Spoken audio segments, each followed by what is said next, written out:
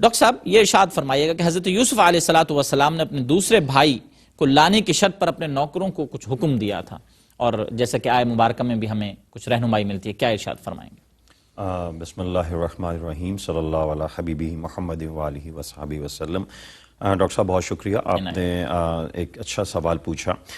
دیکھیں، اس کا تھوڑا سا ایک مختصر پس منظر ہے، وہ یہ ہے کہ یہ وہ زمانہ تھا جس وقت قحط سالی چل رہی تھی، اور عزیز مصر حضرت یوسف علیہ السلام کے بارے میں دور دور تک یہ شہرت ہو چکی تھی کہ آپ ایسے بادشاہ ہیں جو کہ اس قحط سالی میں لوگوں کے کام آ رہے تھے، سخی ہیں اور کھل کر غریبوں کی مدد کر رہے ہیں۔ اچھا، آپ کا جو یہ کنبہ تھا یہ کنعان کے اندر رہائش پذیر تھا، جو شام کے علاقے کے اندر آتا ہے۔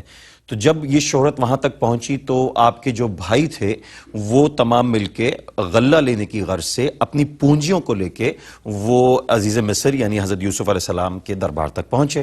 اچھا، حضرت یوسف علیہ السلام چونکہ نبوت کے منصب پہ بھی تھے، تو جیسے ہی یہ کنعان سے آنے والا پورا قافلہ آپ کے دربار تک پہنچا، آپ نے چند چیزوں کو دیکھ کے بھانپ لیا کہ یہ وہ میرے بھائی ہیں جو غلہ لینے کی نیت سے میرے پاس آئے ہیں۔ لیکن بھائی یہ پہچان نہ سکے کہ یہ وہی ہیں جن کو ہم نے ایک 40 سال پہلے، تقریباً 40 سال کا عرصہ گزر چکا تھا، ان کو کنویں میں ڈالا تھا۔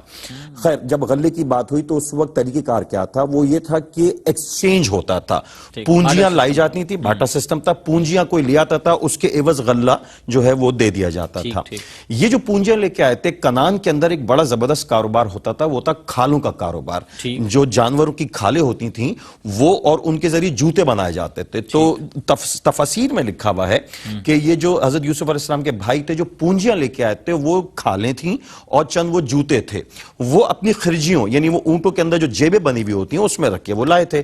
اچھا، اب تقاضا کیا تھا؟ تقاضے تھے کل یہ 12 بھائی تھے۔ حضرت یوسف علیہ السلام کے بارے میں تو ہم نے پڑھ لیا کہ ان کے ساتھ ہوا کیا۔ اچھا، ایک بھائی جو بنیامین تھے ان کو حضرت یعقوب علیہ السلام نے اپنی خدمت میں روک لیا تھا، تو کل 10 بھائی تھے جو کنعان سے چل کے حضرت یوسف علیہ السلام کے دربار میں آئے، لیکن اونٹ وہ 11 لے کر آئے تھے۔ اچھا، اونٹ 11 لے کر آئے ہیں۔ اچھا، 11واں اونٹ جو تھا وہ یہ کہہ کے لے کے آئے تھے کہ ہمارا ایک بھائی ہے جو کہ ہمارے والد کی خدمت میں، یہ اس کا اونٹ ہے لیکن وہ آ نہیں سکا، چونکہ یوسف علیہ السلام پہچان چکے تھے کہ یہ ہیں کون۔ اچھا، بنیامین کے بارے میں یہ بھی عرض کرتا چلوں، پہلے بھی گفتگو ہوئی ہے کہ یہ وہ بھائی ہیں حضرت یوسف علیہ السلام کے جو ایک ہی ماں سے تھے، یعنی یہ دونوں سگے بھائی تھے۔ بنیامین جن کو یوسف ثانی بھی کہا جاتا تھا ان کے حسن کے حساب سے۔ تو اب جب انہوں نے یہ دیکھ لیا تو حضرت یوسف علیہ السلام کے ذہن میں تدبیر یہ آئی کہ کسی طرح سے کچھ ایسی حکمت اختیار کی جائے کہ جب یہ لوگ واپس جائیں تو مجبور ہو جائیں میرے اس سگے بھائی کو لانے کے لیے جس کا نام بنیامین ہے۔ تو اس کے لیے انہوں نے کیا حکمت کی؟ انہوں نے یہ کی کہ وہ جو پونجیاں انہوں نے دیں اس کے عوض غلہ لیا۔ تو اس پہ حضرت یوسف علیہ السلام نے کہا کہ بھئی ہمارے دربار کا اصول یہ ہے کہ جو شخص آتا ہے اس کو ذاتی طور پر غلہ دیا جاتا ہے، اس کے اونٹ کے عوض نہیں دیا جائے گا۔ تو اس کے اوپر انہوں نے کہا کہ پھر ہمارے بھائی کا کیا ہوگا؟ کہنے بھائی کو پھر آپ کو لانا پڑے گا، بھائی آئیں گے تو ان کو ان کے عوض کا غلہ ملے گا، ورنہ وہ غلہ ہم آپ کو نہیں دے سکتے۔ ساتھ ساتھ آپ نے کیا کیا؟ اپنے نوکر کو یہ حکم دیا کہ جو انہوں نے پونجیاں دی ہیں ان کو ان کے اونٹوں کی خرجوں میں خاموشی سے واپس رکھ دو۔ اچھا، یہ نفسیاتی حکمت عملی تھی۔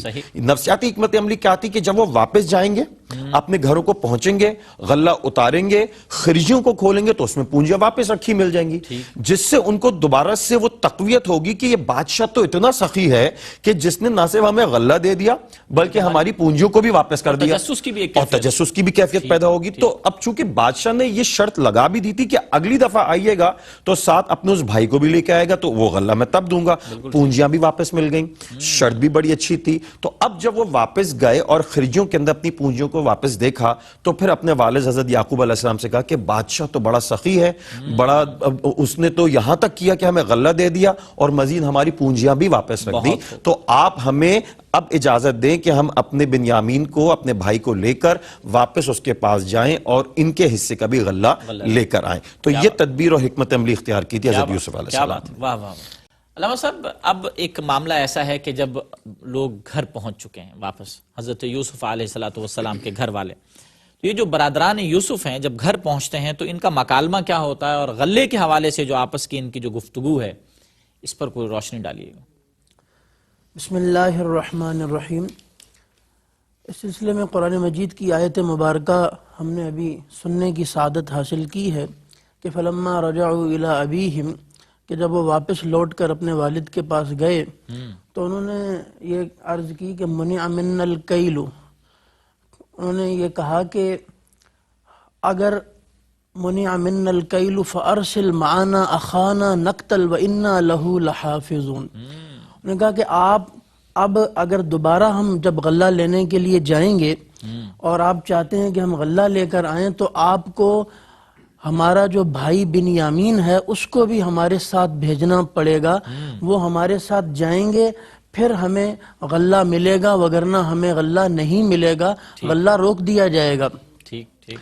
اور اگر بنیامین بھی چلے جائیں گے تو ہم سب بھی غلہ لے آئیں گے اور زیادہ فائدہ ہوگا۔ ٹھیک۔